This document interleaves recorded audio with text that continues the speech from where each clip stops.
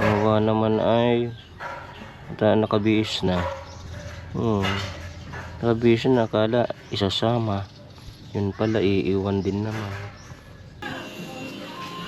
Sa entrance din papuntang bahay at sa ground floor. Ayan.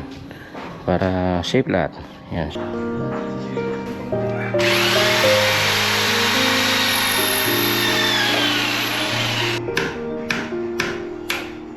Mas maraming space dyan sa sa gate.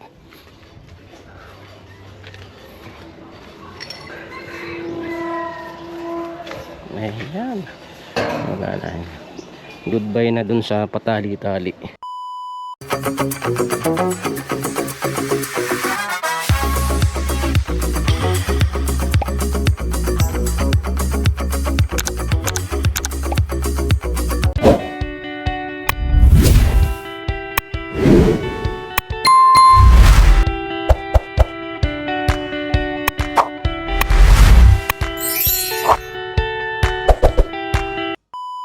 Ayan po mga Gwyneth, kasalukuyang gumagawa sila kay Carpenter to nitong gagawing pintuan, yung gate ng tatlong entrance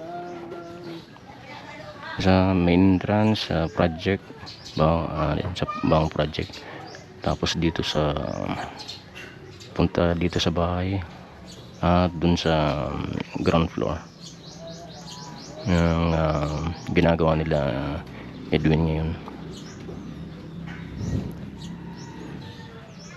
Yan, tapos na nga yung isang pintuan.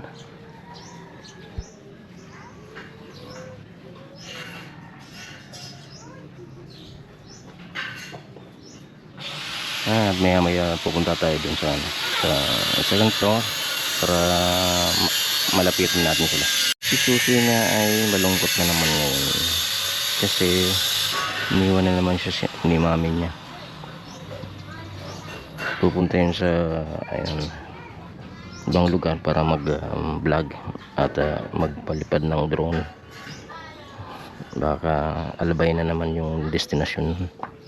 Ayan, at ito malungkot siya. Ayan, kapag malungkot siya ay talagang naiyak siya Ayan. Ngayon kaya naman ni mami, nawa naman ay nakabihis na. Nakabihis na, akala isasama. Yun pala, iiwan din naman. Wawa ay.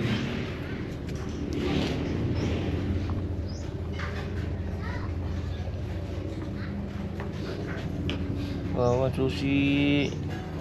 Susie, iwan na ni mami. Nagpapakulo tayo nitong nabiling karne natin mama para sa barbecue at sisig na ititinda dyan sa Boulevard mamaya. At dito ako nagagatong sa labas kasi para tipid sa gas, kasi masyado nang napakamahal ng gas ngayon. Lampas 1,000 ang bawat tangke ng gas, kaya kailangang back to basic tayo para makatipid.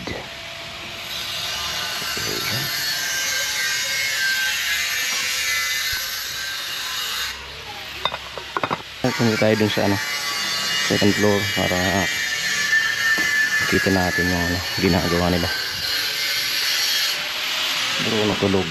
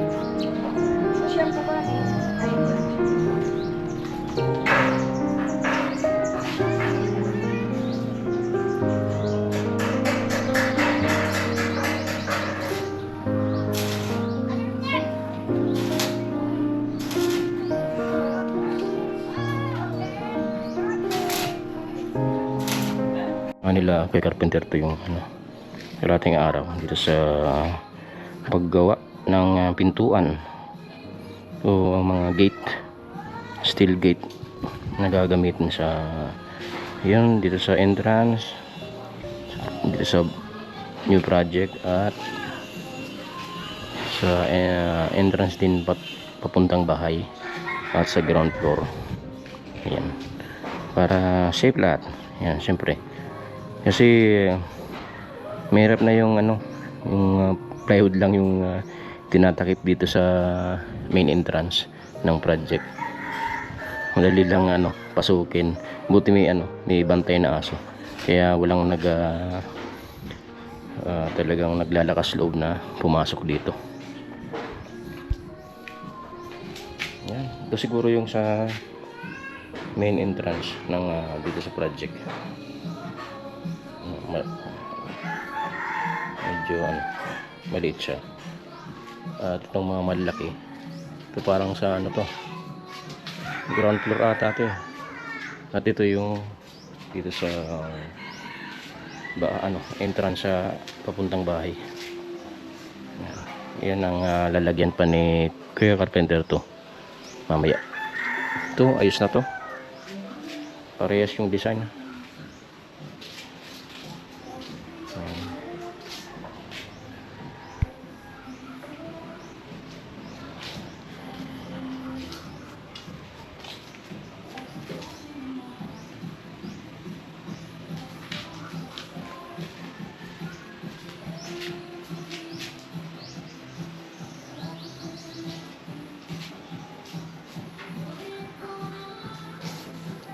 Yun na muna update natin mga bini dito sa patuloy na trabaho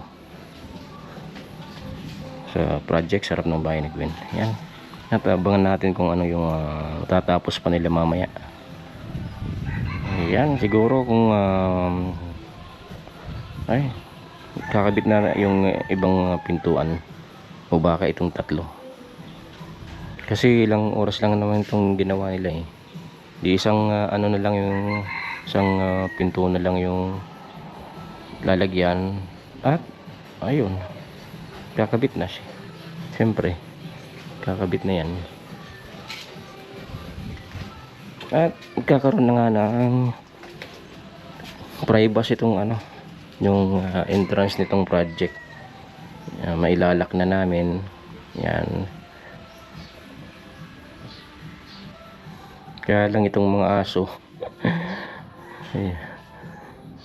kung ilalak namin ay hindi na kung dito sila sa loob, magdamag silang nakakulong. Ayun.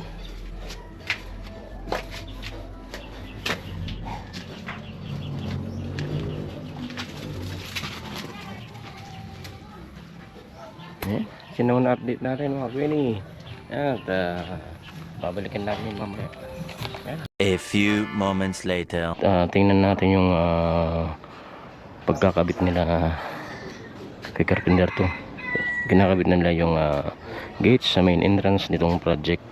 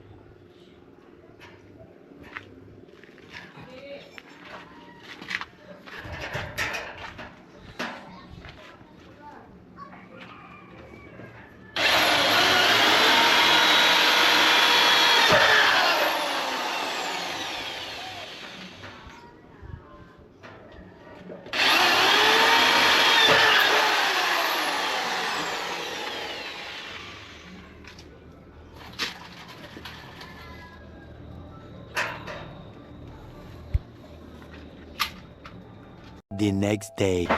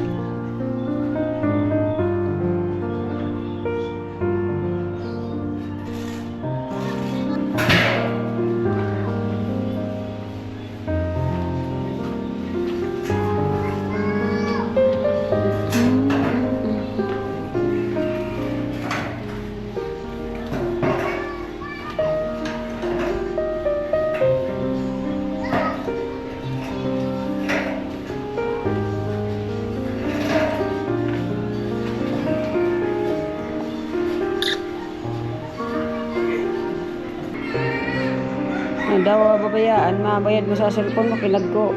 Migluog ka, balay mo.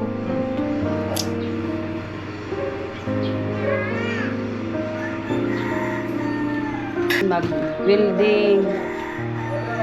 Ano Edwin? Pero hindi nga kaiba ni Foreman mo. Makatuod ka.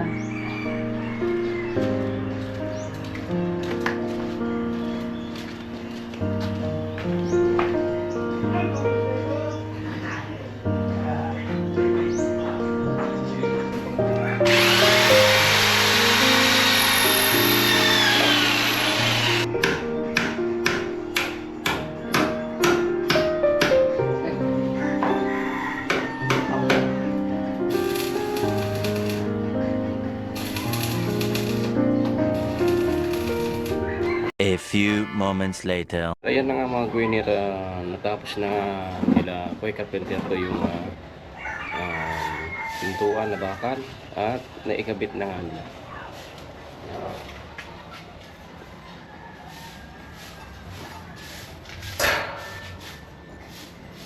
Ayan. Ito yung nasa ground floor. May pintuan na para ano, safe. Yan lang yung lock niya ay nasa loob. Naabot naman ng kamay. Ayan. Ayan. Kandado na lang kulang yan. Ayan. Para kahit palagi nakabukas ng pintuan ng tindahan, okay lang. Ito, sarado. Pero dapat may tao dito sa loob. Ayan.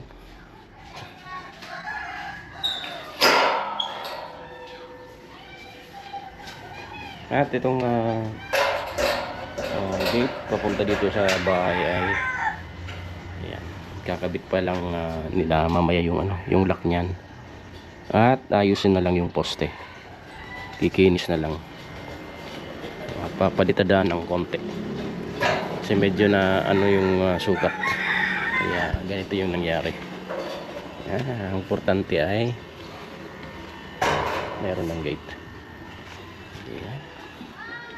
At dito sa main entrance ng project, new project, ayan, meron na rin. Ayan, at nawala na yung kulay green na plastic. Pangit tingnan yun, kaya lang, ayun, temporary lang naman yun. At lilipat na lang yung poste ng bakod para mas maraming space dyan sa ano, sa gate.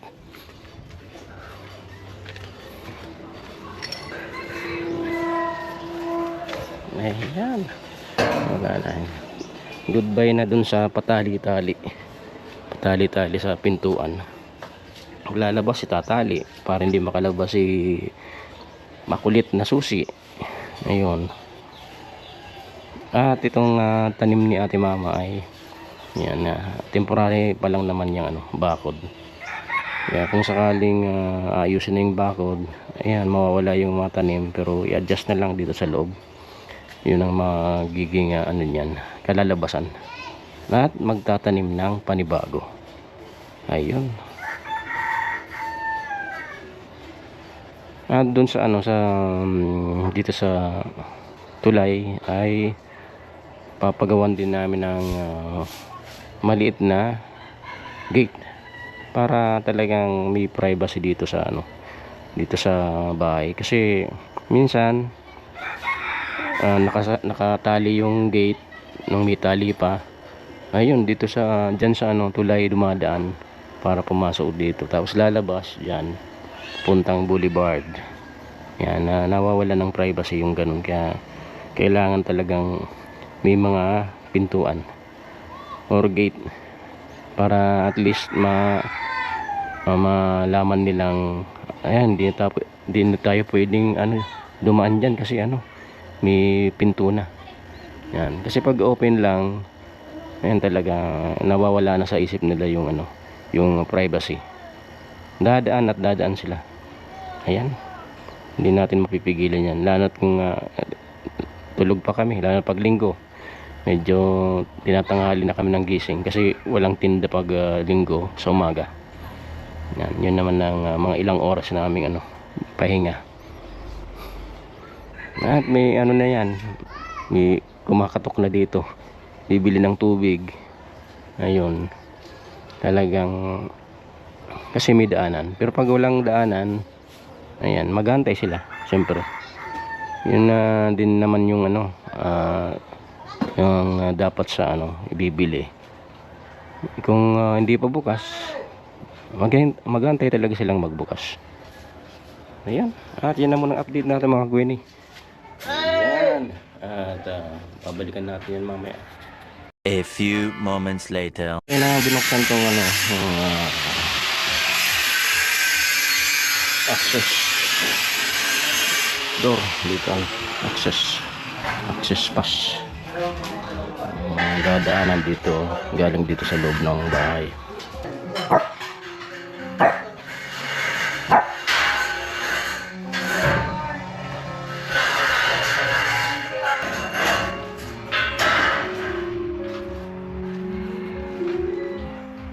Yan, at nabuksan na nga itong access way para dito sa new project. At nilagyan na ni Kuya Carpenter ito ng itong siwang para hindi masilat yung paa kapag pupunta dito sa kabilang building. At inayos na rin niya itong naputol o pinutol na part ng itong terrace.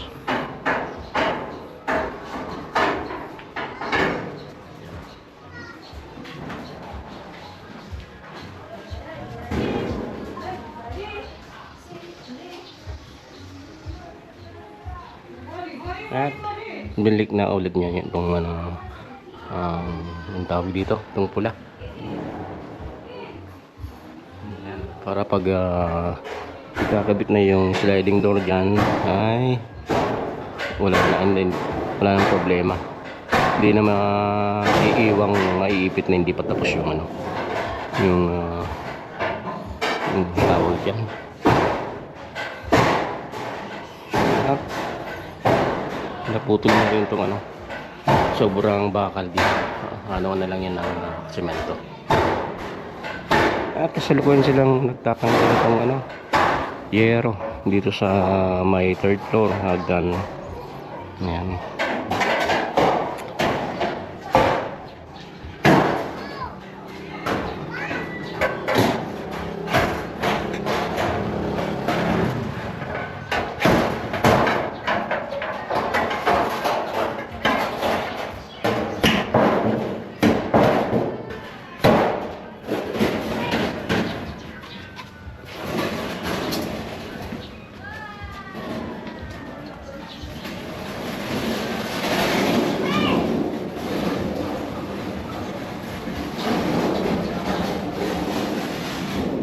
Kasi kaya tinatanggal yan ay dahil lang sa pangit tingnan dun sa labas. Yan kapag nasa boulevard ka, parang merong box na nakapatong. Kaya yan.